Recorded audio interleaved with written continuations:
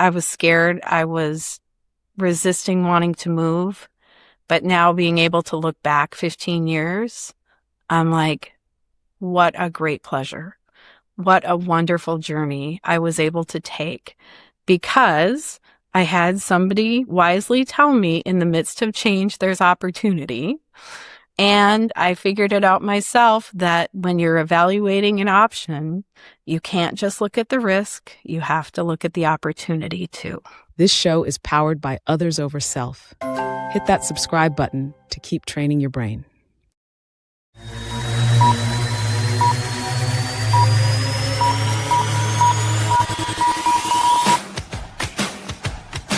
From Others Over Self, it's Hardcore and At Ease, a show about people who are keeping their edge without going over the edge.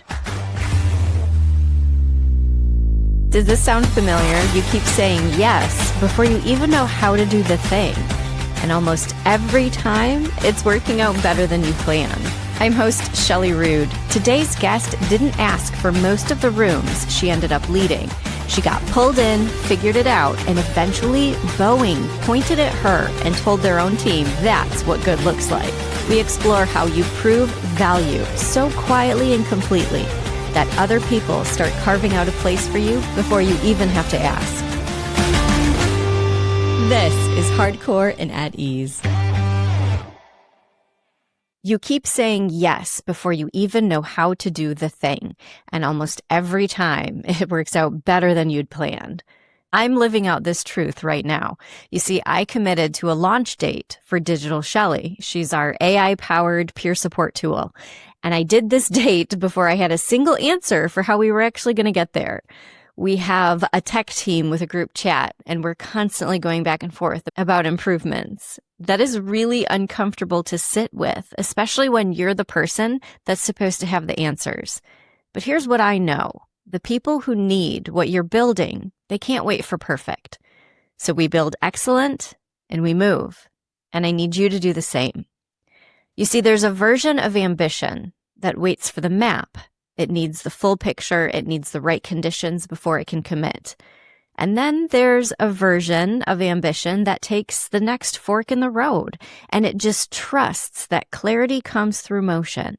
Did you catch that? Clarity comes through motion, not before it. Now, don't credit Shelley Rude for that, because every coach on the internet right now wants to put their name on that understanding. So I'm just going to say that it's true, and I'm going to move on here. Clarity comes through motion, not before it. Today, I'm bringing you a conversation with a guest that I have been dying to have an interview with for years. Angie Lommen has spent 26 years building a career inside the national defense industry, rising from contracts team lead to program director, overseeing the Bradley Fighting Vehicle Program. Did you catch that? The Bradley Fighting Vehicle Program at BAE Systems. She did not have a plan. She had a standard. She said yes to roles that she had never done, and she inherited problems that she did not create. Does that sound familiar? She walked into rooms where nobody expected her to have the answer, and she quietly became the standard that other companies measured themselves against. Now let's get into it. I'll share that I'm really a kid from North Dakota, very humble beginnings.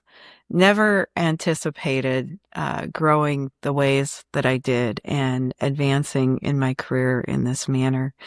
Honestly, if you would have asked me when I went off to college, I was going to find a basic job and stay in it for all of my life. I had very strong people that I worked with and for. I had great family support, even though I came from a single-parent household. And really didn't have many career people around me. We were really a blue-collar family. My mom was one of 10 kids. I was one of the first of the grandchildren to go to college and get a 4-year degree. So with that, I felt like I maybe had to do more. I had to drive higher, and opportunities presented themselves that allowed me to do so. What was it like growing up in North Dakota? I've never been there. Cold. To me, Michigan is southern climates. We lived in the plains of North Dakota. I was in a small community called Larimore, which was just outside of one of the four major towns in the state. It was all about school activities, and we were near a college town, so I had friends that had college professors as parents, and so we did a lot of stuff at the college. So I already knew, by my freshman year in high school where I was going to go to college. There was no doubt I was going to attend the University of North Dakota and be a Fighting Sioux, and it just was a matter of what I was going to pursue when I got there. And what did you end up pursuing? Well, so I'll start with kind of a funny one, and that is I'm only here because I failed biology. Truly. I was persistent. I was going to pass Biology 101, and I was on my way for my third F, and I went, really, this isn't working. Your third F. Yes. My sophomore year, I had enrolled the third time and was on my way to an F. I went to a career counseling office, and I said, clearly, I've got to find something different. So they put me through the interest surveys and said, if you look at your stuff, you're kind of a rule follower and you're really good with numbers, which I was. So they said, maybe you should look at business or finance or police or military. And I'm like, oh, okay. So I stepped back and found a different major. I switched to our econ department and found an opportunity for a banking and finance major. At that point, they didn't have a finance department. And so I still wasn't sure where I was going to go with it. I figured I'd end up in banking. But that was kind of my first real world challenge, right? I've got 3 Fs. What am I going to do about it? And can I ask, what is it about biology that just did not click I with don't you? know. I honestly, to this day, can't figure it out. I cannot. And there's a twist to the story, too. So I finished my banking degree, and at that time, the banking industry was tanking. The finance world was horrible. So, yeah, I went to my counselor and they're like, withdraw your application for graduation. Finish. You've got 1 semester and you'll have an accounting degree. Get your accounting degree too. So you have plan A and plan B. Okay, great. 1 more semester, got my accounting major and walked out and realized I really didn't want to go to an accounting firm. And I'd been doing work study. I came from humble beginnings. I was paying for my own school. And so my work study manager said, apply to be in the secretarial pool. Just get a JOB. You need to have an income. You need to get insurance now that you're done with school. So I did. I interviewed and I got my first position. I started actually a week before I finished my degree. And so I went for orientation, got all the information, and they said, here you go. Here's your paperwork. Now that you're onboarded, head over to Start Your Hall. Go to room, whatever it was. And I'm like, oh, okay. And in the back of my head, I'm going, Start Your Hall. That's not one of the business places. I wonder what that is, huh? I head over there, and guess where I was assigned? The biology department. Oh, no. I'm not kidding. I was going to be the secretary that did all of the miscellaneous minor admin for the professors doing those freshman level classes. Oh my goodness. So you were working as a secretary for the college that you attended. Yeah. Right before you were graduating, and they had you supporting the one thing that you couldn't do. How did that feel? I mean, was that a humbling experience? Was it just like a slap in the face? Well, I think I was distracted because I was 5 months away from my wedding date. I had a lot of, activities planned with family. I was the lead in planning our family reunion. My mom was one of 10, right? We had a big, big family. So I just had a lot going on. So I just went, I got an income. I'm good. And it was really a relaxed department. But I would sit there, and do my stuff and try new things. And it was a role that no one ever stayed in very long. It was that entry so you could apply internally for other positions within the university. And so the lead secretary, who had been there for over a decade, knew, don't give this person too much because they're not going to be around to sustain it, right? So she just kept giving me the basics, but I kept pushing and saying, well, can I do the department newsletter? Can I do this? And the guy that ran the greenhouse was also the guy that did all the IT stuff. So he'd give me all these software tools, right? So I was stretching the limits. And all of a sudden I started getting assignments to help write proposals, or prepare proposals, I should say, for the professor that taught Biology 101. Is he the same one that failed you? Yes. Oh, he was. So after a couple of months, though, he started walking by and he'd stop and he'd look at me sideways, right? And I'd be like, what did I do something? What's wrong? So finally I was forward enough to say, hey, professor, is everything okay? He's like, I know who you are. I'm like, great. What does that mean? I wasn't really keeping it a secret. Right. Yeah. He's like, I know I failed you and I think you're here to sabotage me. No. Yes. He had one of his colleagues spying on me, walking by, eavesdropping whenever I was on the phone. They were these very paranoid old men. And I looked at him and I said, yes, you were my biology instructor. And yes, I didn't do well in that class, but I take responsibility for that, not you. I said, it was me, not you. And he was like, what? It was my first moment of ownership, right? With a superior. And he was like, oh, really? Do you mean that? And I said, yeah. I said, I left there. I went to the counseling center and totally changed my degree because I was going to be an ophthalmologist. Clearly, that's not my plan if I can't get my Biology 101. And the doctor's like, yeah, you're pretty much right. And all of a sudden, he started bombarding me. He was the most active grant writer in that department. He did corn research, and he had corn plots from Hawaii to Kansas to North Dakota. So he had something going year round for his grad students. And he just kept piling on and on and on. And after about 6 months, he came in and he said, you can't stay here. You've got to find something else. He said, and you are doing excellent with these grant applications. Have you ever considered doing something like being a grants and contracts officer? I said, I don't even know what that is. And so he had me go meet with the Energy and Environmental Research Center, which was a self-funded research department at the university. And that's where my government contracting career opened, was right there at what was called EERC.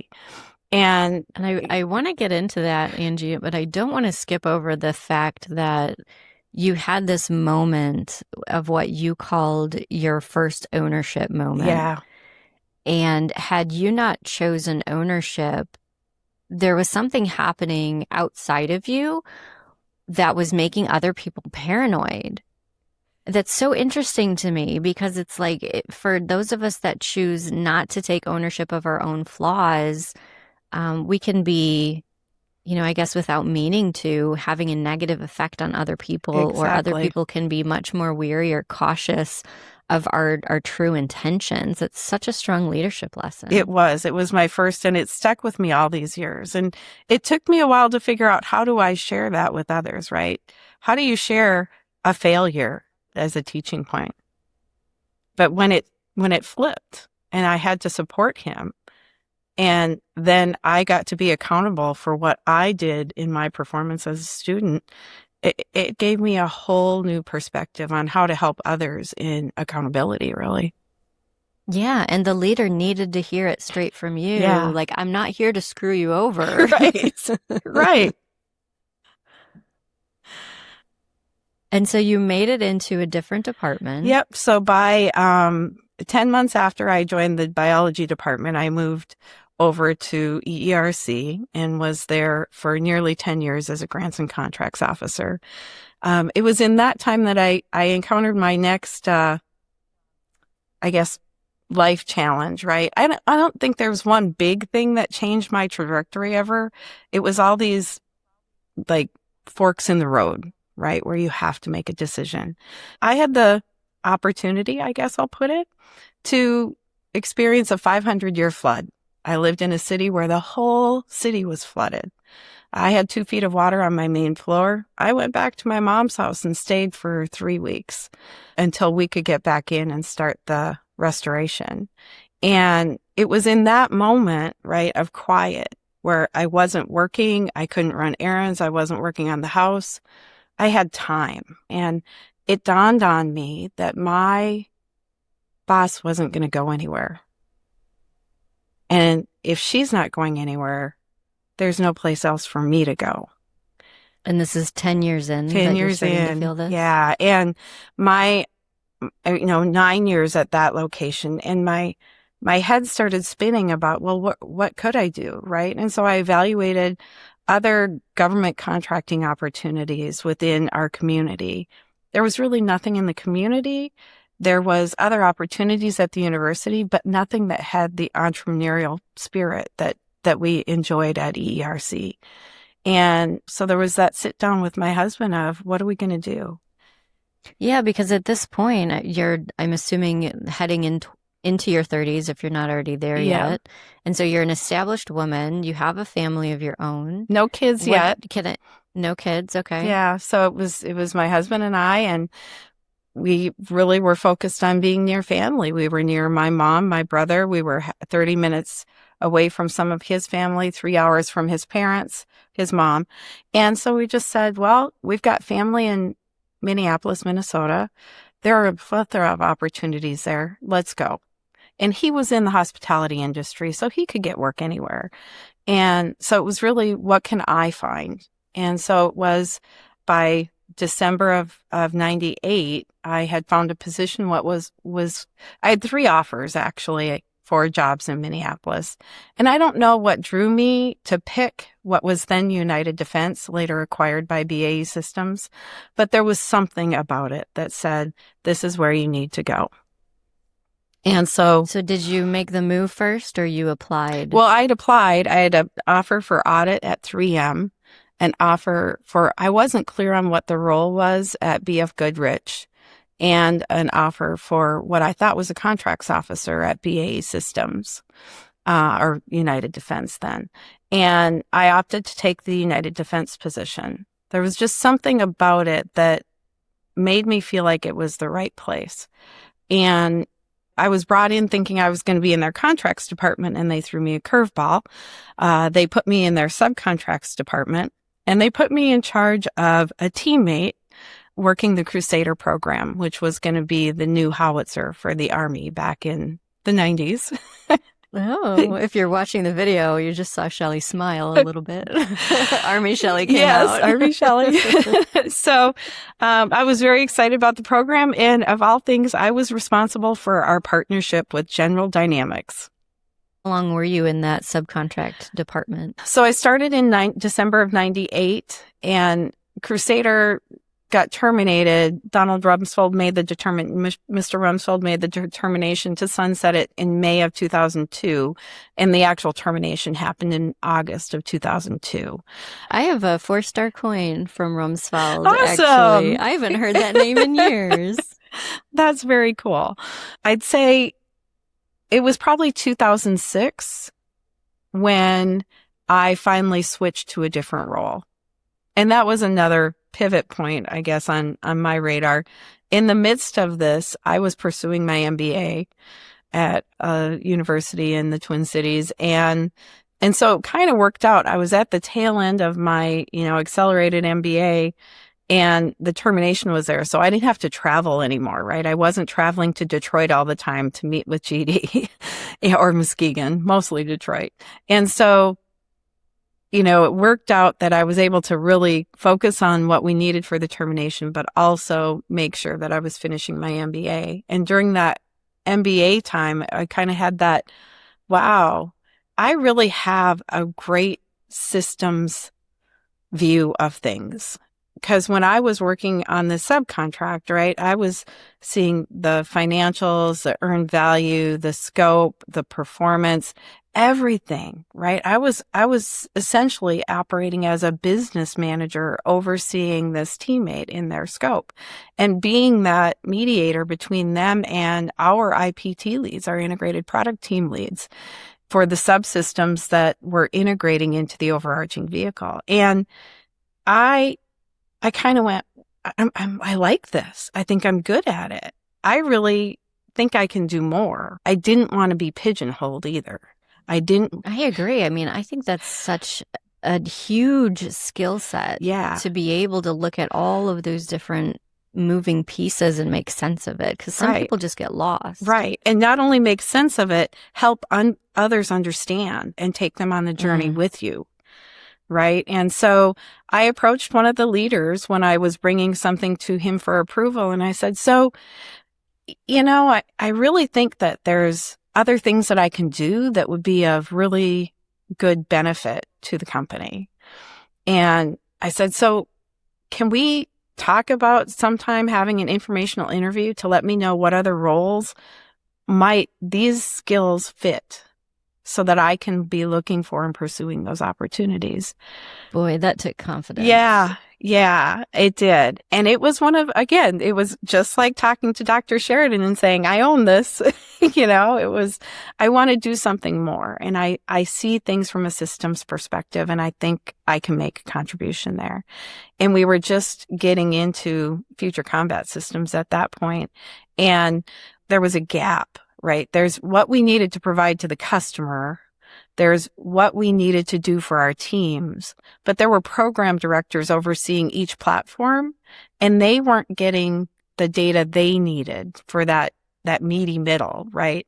We were set to give the customer their information, and we were set to give the working leads their information, but we didn't have a way to feed the information to these directors that own the vehicles.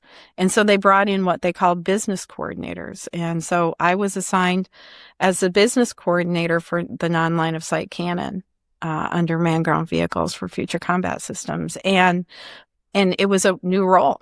And I got to frame it in the manner that I felt could fill that gap as best as possible and do it. So am I hearing it right that you witnessed a genuine need and collaboration that had to happen in order for the business to move forward?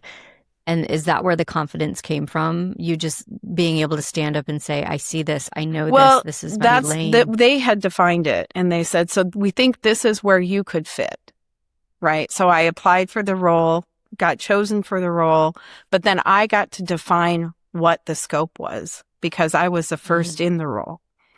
And I just kept taking more and more and more, right? I established processes, set up routines, standardized reporting, build relationships with the stakeholders, right? Because you can bet your bottom dollar that the gang working on the scheduling and trying to keep track of all the activities and the linkages and the starts and finishes on that project management earned value side, and the engineers that are doing the work that don't want to do earned value are conflicted, right? They don't want to work together. So I'm serving as that bridge, helping them understand each other's needs, just as I did on the GDLS subcontract, right? So walk me through this idea of I wanted more and more and more and more, because lately I talk with a lot of business people, and when someone tends to step into a new position, I feel like I'm drinking from a fire hose. It's so much. But Angie, what I'm hearing from you is almost the opposite. You're give me the fire hose. Yeah, I can't say no.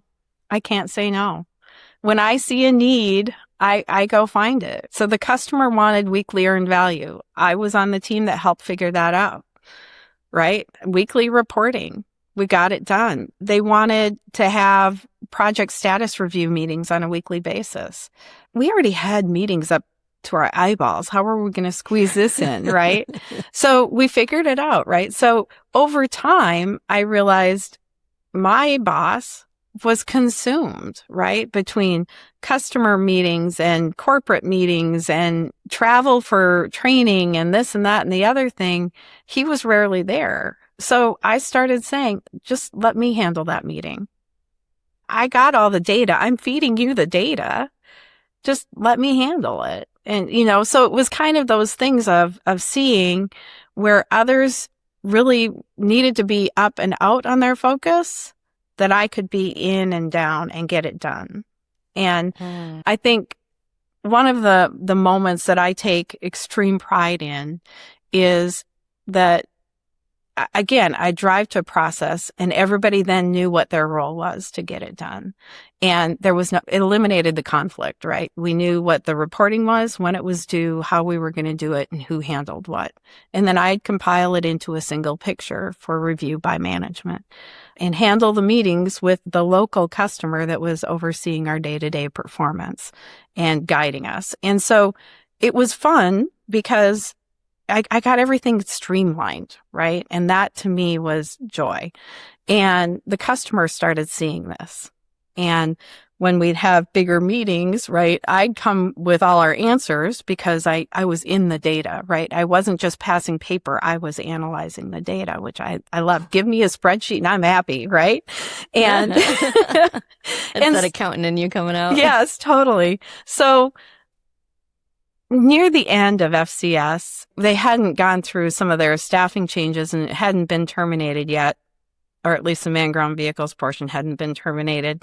But their business leader at Boeing was hosting a session, and you could really tell one of the teammates was struggling. And I was just an observer. And pretty soon she stood up and she looked at the program director for that particular team. And she looked around the room and she's like, I have your solution. You need to just go get yourself an Angie. And I'm like, whoa, wait, what? When did I become the standard? How did I do that? I had no idea. I was just driving to get things done to make it best operationally for our team.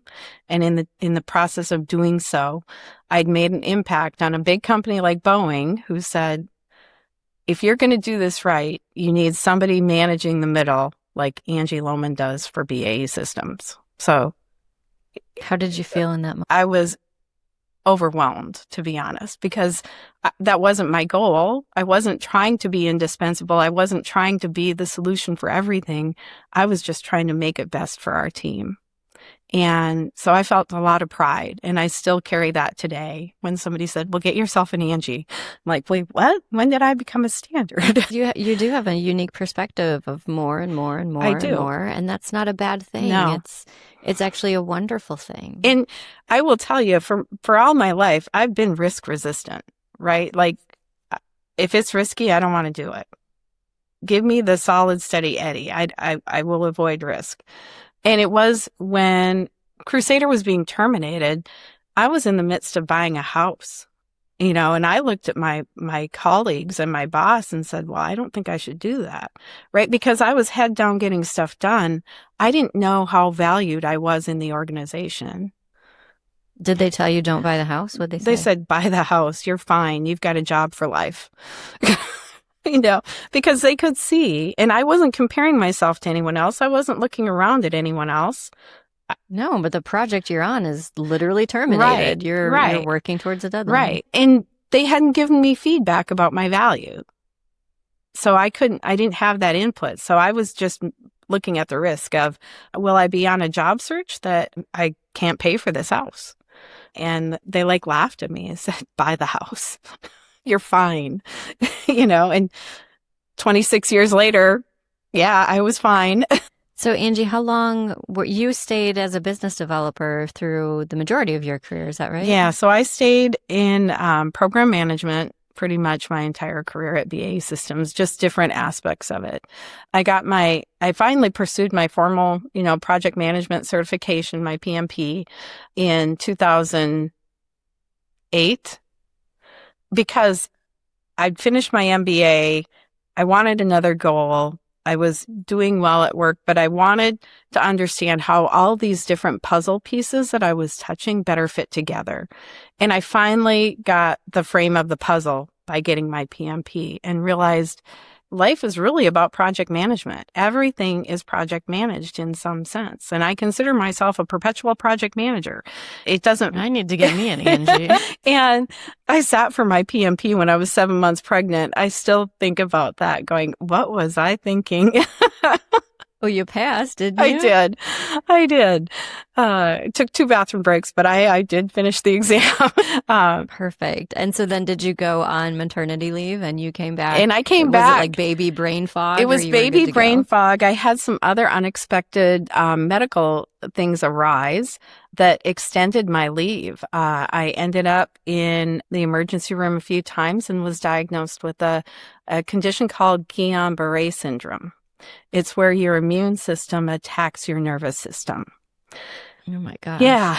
So you get miswired and you can't quite figure out what's wrong with it. And about the same time, William the Fridge Perry contracted it. So it was in the news about what GBS was. And, I was very persistent with my medical staff about, I'm going back to work. I'm not going to extend this. In the meantime, the neurologist is saying, lady, you're going to learn how to walk with your daughter.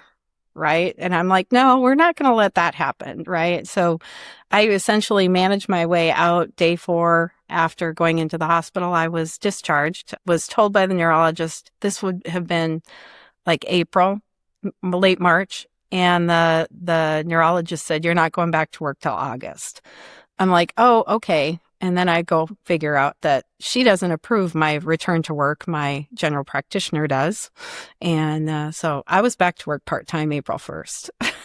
So, because you know how to project manage. I know how to project manage, and I was going to project manage my return to wellness. And so the interesting part, though, during the midst of all of that, we had a major business shakeup.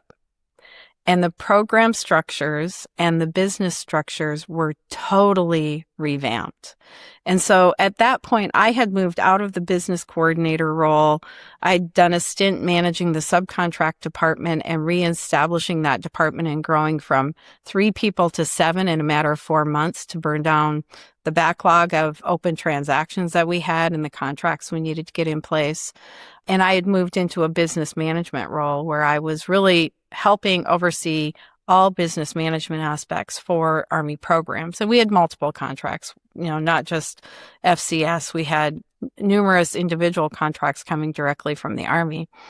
And my boss calls and says, so yeah, there's a challenge in that the role you're currently in will not exist at the end of this change. Did your heart just drop? It did. It did. And I was like, oh, okay, flashback 2002. Should I buy this house? Well, this baby ain't going anywhere. She's here and she's staying. And so, I was like, so help me understand what the options are.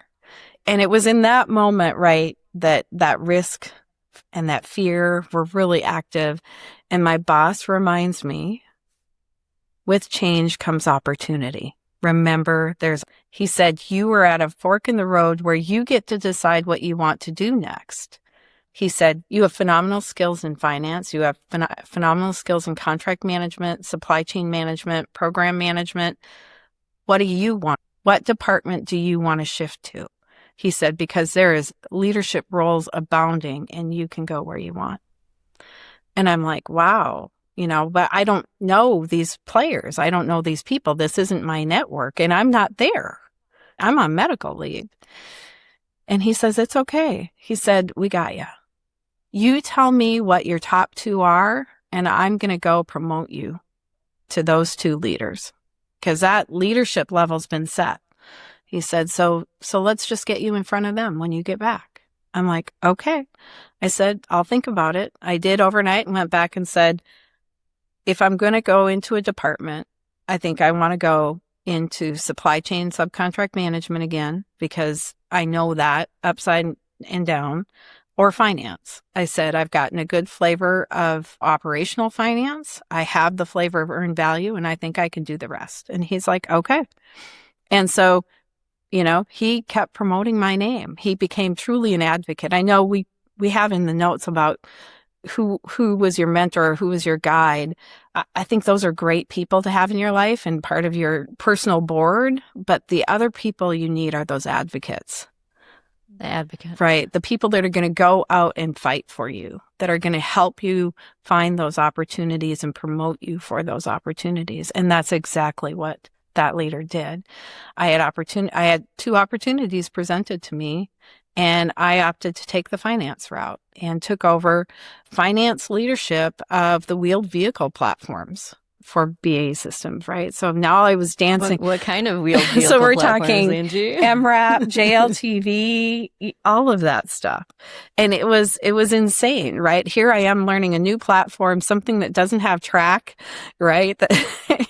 Where's my howitzer? Exactly. Where is that non-line of sight cannon? I'd like it back. But it was just insane, right? To now have to get up to speed on new programs that had their own challenges with new company leadership. I should mention BAE Systems acquired United Defense in 2006. And I was actually at a Boeing Future Combat Systems meeting related to small business on the day one when BAE Systems really put the banners up at all of the United Defense locations. And there were other BAE Systems teammates working on electronics and other areas of future combat systems on the network side. And so all of a sudden, we're sitting next to each other at this small business conference going, hey, how's it going, brother? I guess we work together now. So I wasn't even. So at this point, I mean, you've got to change not only in your job, but also the department, also the company itself. Yeah. Angie, you've got a new baby at home. The shift into motherhood is not something that we can just lightly skip over. I mean, there's so much shaking up and happening here. How do you keep at ease through all of that? Because that seems like you either hold it or you don't. Family. My husband has been my cornerstone always. We leaned on our parents, my mom, his mom, to help care for the baby when I was in the hospital. My brother was there for whatever I needed. Kurt's brother, the day I went into the hospital, our neighbor who became family, literally, we had 7 families that lived in our neighborhood that were our family, right? We could call on any one of them. They were there to support us. They're in that small neighborhood in Maple Grove, Minnesota. And we still stay in contact with most of those families today, even though we relocated. And it was sometimes held together by a string, barely, but it was held together. And, we just logistically figured it out, made sure Elise had what she needed. Family rotated through to support us. Neighbors brought meals. I'd get calls, what do you need at Target? They'd pick up our Target run. Since I wasn't permitted to drive for a while, you can't do it without family. You can't do it alone, absolutely. Yeah. I'm very blessed from that perspective. Very blessed. Well, you are, because you kind of started talking about saying that you were coming from a single parent household. Yes. But you were never without family. It Never. sounds like even back then you had this big reunion that, you were helping plan. Yeah. And so do you feel like you kind of fit the part of a matriarch that just wants to bring people together? Yeah. And I didn't realize that until, honestly, when we were getting ready to leave Minnesota, I didn't realize how heartbreaking it would be to leave our neighbors. I didn't realize how much of my life they were.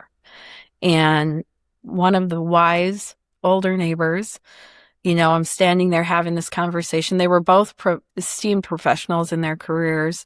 He finished out as a VP for Caterpillar, and she was high up in the health organizations. And so I'm standing there talking to them, and Jean's like, you do realize you built all this. She's like, you and Kurt were always the ones that were instigating our time together, instigating our plans. She's like, you've been the mom to all of us to keep this neighborhood family together, right? And it was at that moment that I realized, wow, I did have that role. I did have that role. It's interesting that they use the noun of mom. Yeah. Whereas from the outside looking in, I think I don't know that that's mom as much as it's just Angie. Because I know a lot of moms that don't do that. Well, all the moms in my life had been the ones that get the family together. Yeah. Yeah. So it was, that was the third, I think, item in my life that, and we haven't really gotten to talk about, what I think truly makes me hardcore and what kept me in the defense business all this time, but not just the business challenges, but understanding my why. But in any event, that third part on my journey that was that hard decision was when I got that ask to relocate to Michigan from Minnesota. I'd been in Minnesota for 13 years. I had a very great neighborhood. I had all of, what I wanted and needed, from a support network to, what fulfilled me spiritually, emotionally, physically. It was all there. And yet it was at that juncture of, you can't imagine what else could be possible. And it might not happen in Minneapolis, but it will happen in Michigan. And I got asked twice. I said, I got to think about it. I got asked a third time. I went to Kurt and said, what do we do? He said, if we're doing it now before our daughter gets in school, so that we can figure it out. We can be settled and she can have what we had. And what we had was, from kindergarten through our senior year, we were in the same school district, lived in the same house, had that same stability. And, he wanted that for our daughter. I wanted that for our daughter. And so we said yes, and we listed our house and we relocated here in 2011. And it was quite a pivotal moment in my career, and it made all the difference. Like, I thought I had a great career up till that point. I didn't know nothing. What came after that was even better. And it was kind of in that time frame, right? Like in that 3-4 years before we left Minnesota, that I started to get a better grip on my why. I started to understand why United Defense and then BAE Systems meant something to me. It was the people, it was the challenge, it was the work. But what was the most important part in all of this, and will be for the rest of my life, is that this is very personal. Somebody did my jobs before me, or something related to my jobs. And because of that teamwork and because of what we did, we made sure that our soldiers and our airmen and our Marines could come home to their families. As Walt Havenstein, BAE Systems leader at the time of the acquisition, said, our mission is to protect those who protect us. And it was in that moment that I realized I was doing the job that somebody did before me that allowed my uncles to come home and have many years with us, right? I had 2 uncles that fought in Korea. I had one uncle that got pulled in just at the end of Vietnam, so he didn't get deployed. And they were all Army guys. I had another uncle that, he's our squid. He went into the Navy. We love him dearly. But the situation there was, he was in that era. If you get caught and you get in trouble, the judge is going to give you one of 2 options. You either enlist or you join the military. And so, or you go to jail. And he came home and Grandpa said, you're not joining my army. And my mom, like I said, one of 10, 6 girls, 4 boys. All 4 boys served. All 6 girls married men who served. And I think back to all of the time I had with that extended family and how much I loved those family members, and realized if there weren't people working for companies like BAE Systems or United Defense or General Dynamics, our warfighters would not have this unfair advantage and have the stellar equipment that allowed them to do their jobs and come home. And granted, not all of them get to come home. I'm fortunate that my family members did. And so it became truly my mission to do my best in my roles to make sure we were doing that for today's families. Now, Angie, you said you marked that moment. How old were you, or at what point in your career did that really hit you? I think it hit me probably about 2003. In 96, I had 2 uncles that served in Korea, neither of them ever married. And so the younger of the 2 actually stayed in Grandma's home and Grandma and Grandpa's home and sustained it after they passed. When he passed in 96, my heart broke because there was a wall in the living room that had all the military pictures. And my mom and my aunt took those pictures down and they started sending those pictures back to other families. And I went, but they're supposed to be together. Ugh. They're supposed to be together. And Mom was like, Angie, we're not keeping the house. They can't stay together. And so after a few, like 5 years, I went, well, can I still have them together?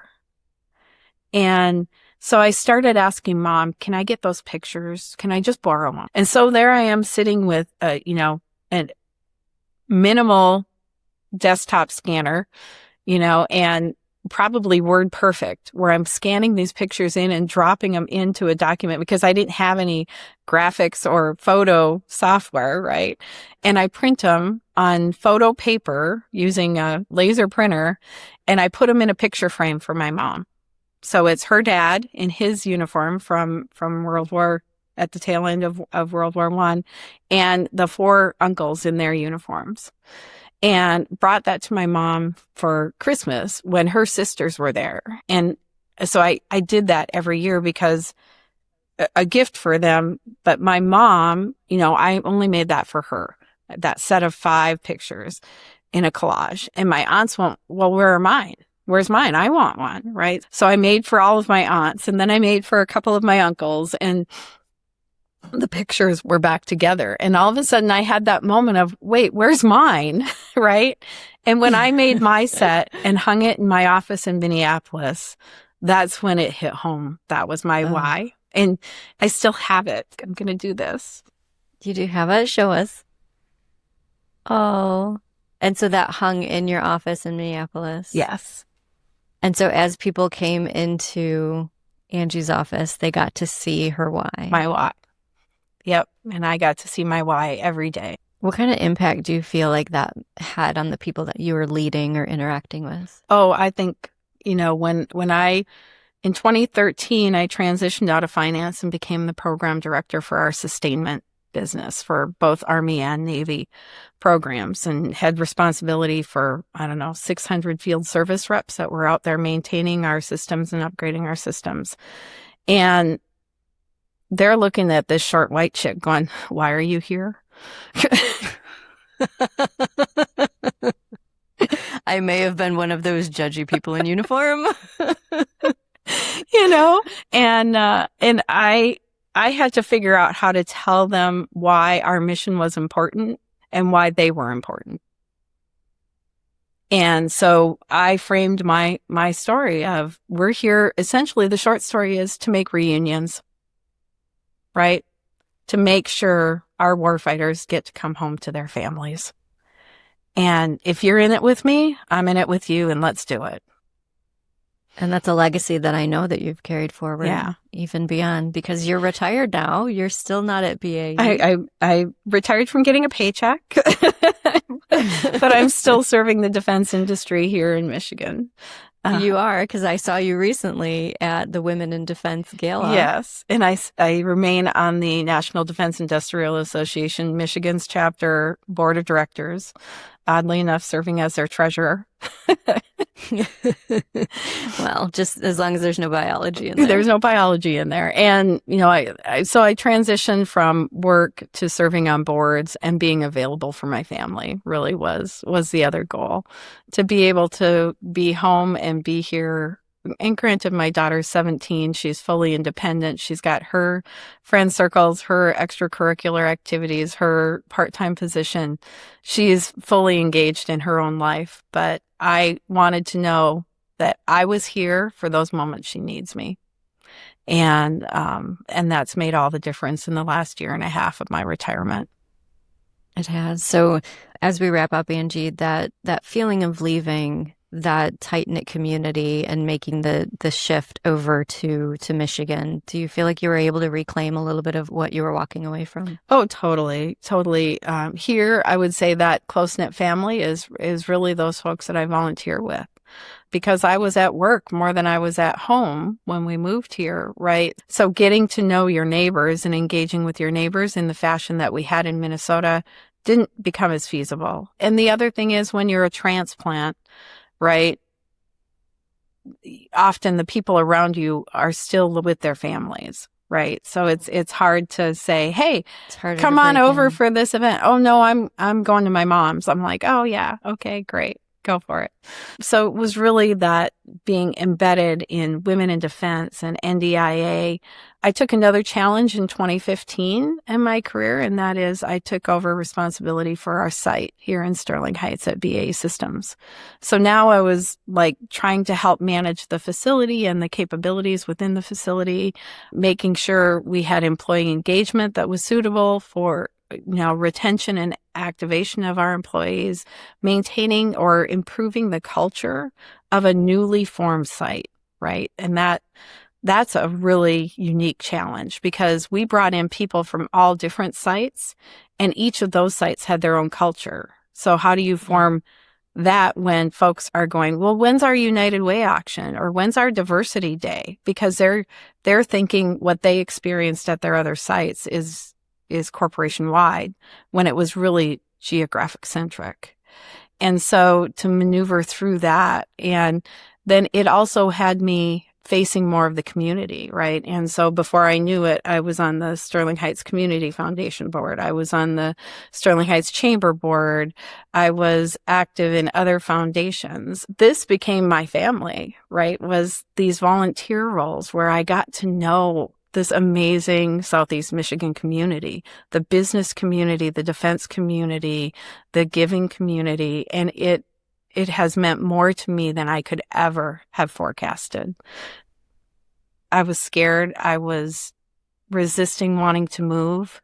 But now being able to look back 15 years, I'm like, what a great pleasure.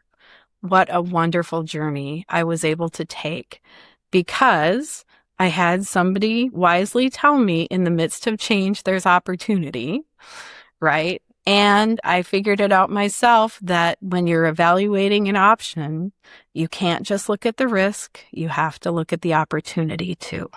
And hearing you come all the way to the other side of the state, that's such a breath of fresh air. There's a lot of fear that's out there right now. And there's a lot of, the people are worried about getting let go from their jobs and getting laid off. And it's so wonderful to hear a success story from the inside out, from someone who went from secretary to being program manager at one of the most incredible defense system companies that exists out there, Angie. From the bottom of my heart, thank you for having the courage and the fortitude to continue to move up and to move forward and to say, what's next? Give me more. What's next? Give me more. And they did. I mean, I went from handling sustainment to handling the site along with my program director responsibilities. And then they handed off Bradley to me in 2019, just as it was headed into the A4 upgrade.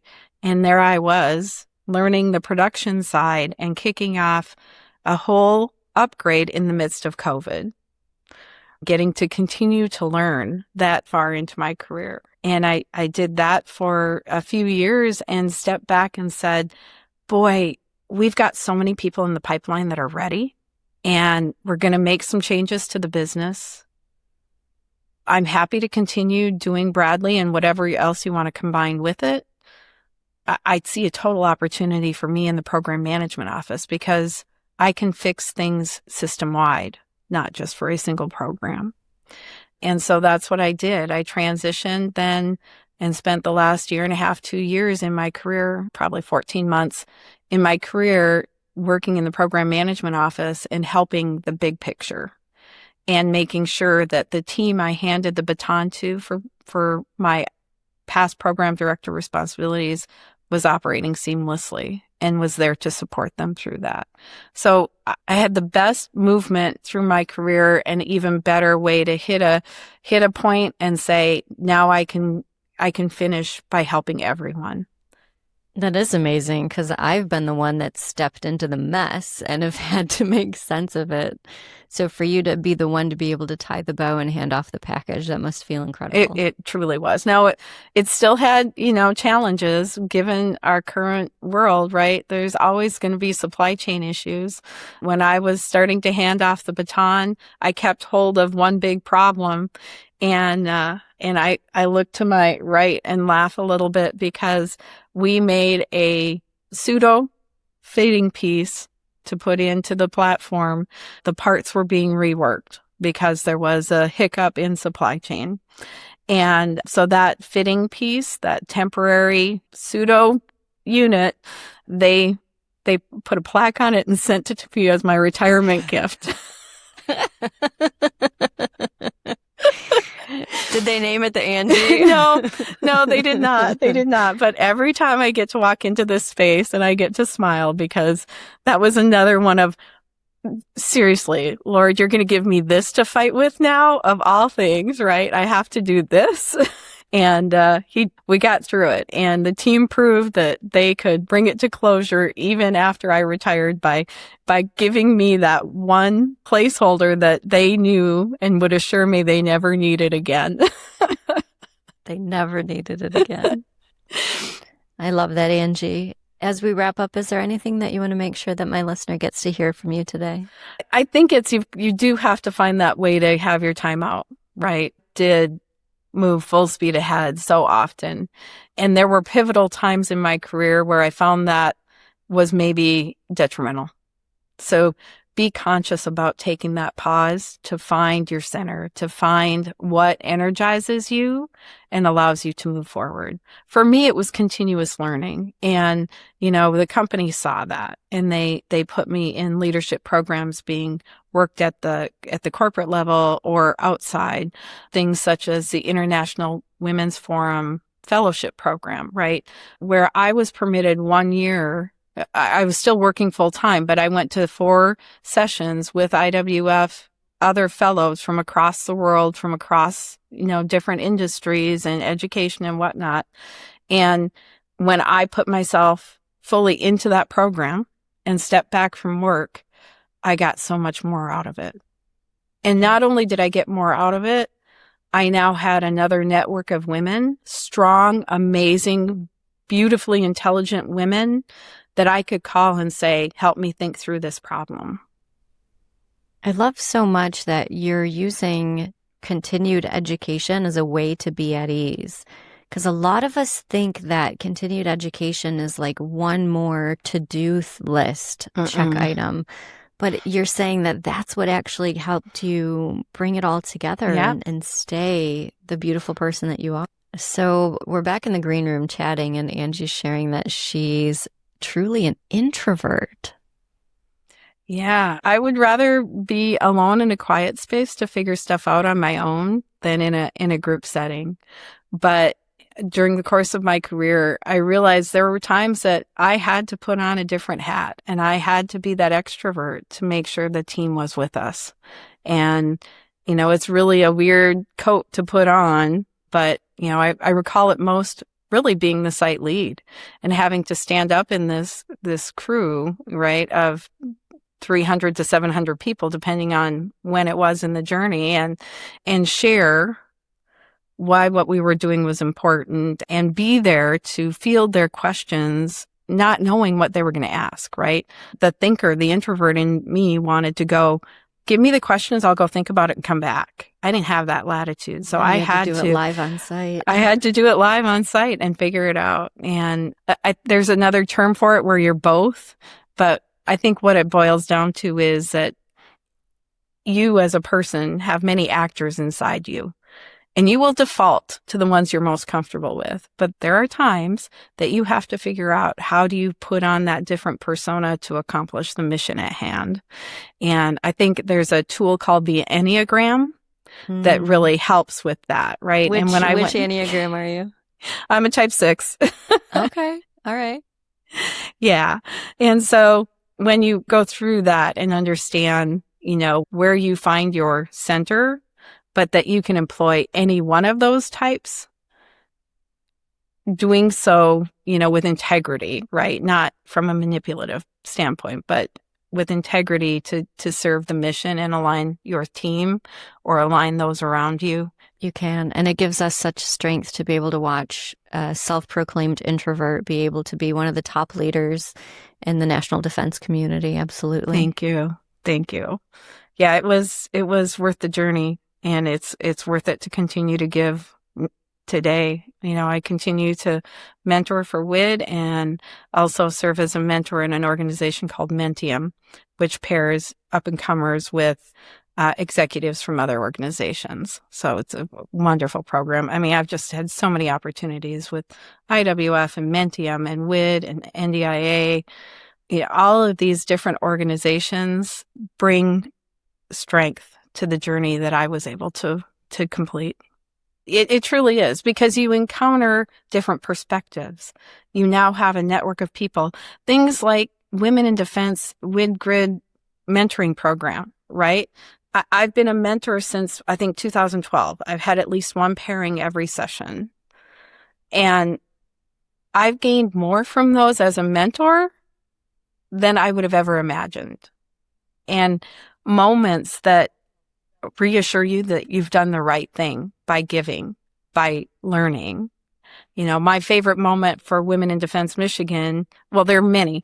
There's 2015 when they gave me my Horizon Award and my husband was ignoring my speech. Only later I find out it was because he was getting text because our daughter was with the sitter and throwing up. Oh. So you're saying that even at your level, you still have spouse and household drama. Yes. He was trying to be a parent and not, so I totally forgive him. To the Excellence in Leadership Award. But yet up there in my top 3 with WID is that moment I'm at one of their galas and they're introducing the new board. And I look up, I'm like, there's 4 of the new board members were all my past proteges. I think you may have had something to do with their success. I hope I did, but I think the other thing that is important for me to share with your audience is volunteering and giving back gets you so much in return as well. So don't look at it as just an outbound, because there's a lot of inbound that comes with it. I love that. Well, Angie Lommen, thank you so much for spending your time and your talents with us today. Thank you. It's been a wonderful conversation, and I'm so glad that I can share, and I look forward to helping any way I can in the future. That was my conversation with Angie Lommen, and what a joy to be able to share that time with her. Here's what I keep coming back to from the conversation. She was never trying to be indispensable. She was just trying to make it the best for the team. And Boeing looked up one day and they said, get yourself an Angie. When you aim at that bullseye, you see you hit all the rings. But when you aim at something like being indispensable, well, you rarely hit any of the others. So the other thing I want you to carry out of this conversation is the picture. Angie has 5 men in a uniform on her wall. Her grandfather from World War I, 4 uncles. She scanned those photos herself. She printed them on a laser printer, put them in a frame, and she hung them in her office. And then she went to work overseeing the Bradley Fighting Vehicle program at BAE Systems, the same kind of equipment that kept the men in those photos alive and continued her family legacy. Angie, she is just as cool as those men are. And she looked at that picture every single day, not as a decoration on a wall, but as a reason. It gave her purpose when her work was hard, when the program got terminated, when the role she was in disappeared, when the company changed names. That picture stayed the same. And so did Angie. Now you, my friend, you have a picture somewhere. Maybe it's not on a wall. Maybe it's an actual person or a promise that you made or a version of your life that you're still building toward. That's me. That's my picture. I want you to name it. I want you to print it out if you have to, but I want you to put it somewhere that you're going to see it every single day. Because when the yes gets hard, and it does, if it's not already hard, guess what? It's going to get harder. When that yes gets hard, that picture is what holds you. Thank you so much for spending this time with me today. You could be anywhere, but you're here with me, and I appreciate that. Whatever nugget that you're taking away from today's conversation, put it in someone else's hands before I see you again next Tuesday. There's somebody in your circle right now who needs to hear this message more than you know, and it's not your job to be the gatekeeper. Now, if you have yet to subscribe to our podcast of Hardcore and At Ease, do so now. Hit that subscribe button. Because every Tuesday without fail, there's something here for you. So until then, I'm host Shelley Rude, and I want you to stay hardcore, be at ease, and trust the process. You're listening to Hardcore and at Ease. Keep the conversation going at join.othersoverself.com.